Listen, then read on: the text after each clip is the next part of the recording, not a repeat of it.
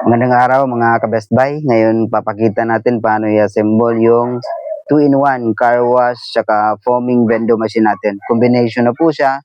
Complete package na po na darating sa inyo. So kasama na yung tarpaulin tsaka free sample na rin ng car shampoo na gagamitin nyo. So ito po, makikita nyo ngayon, ito yung mga accessories tsaka machines. Sa taas din po, ito yung vendo machine na kasama. Diyan kayo uhulog o yung customer dyan yung uhulog. So ngayon po, demonstrate na po natin paano i-assemble itong mga accessories. So ito may dalawang hose dito.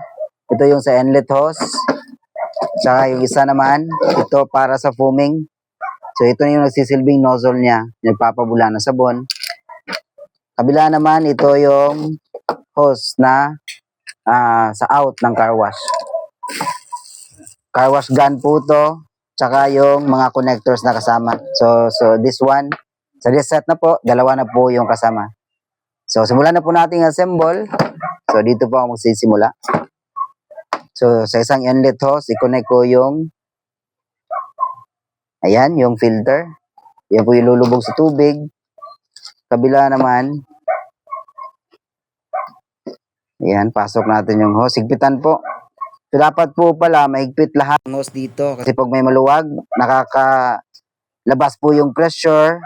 Hindi po malakas yung buhos ng tubig o yung pressure ng tubig na lalabas sa car wash natin.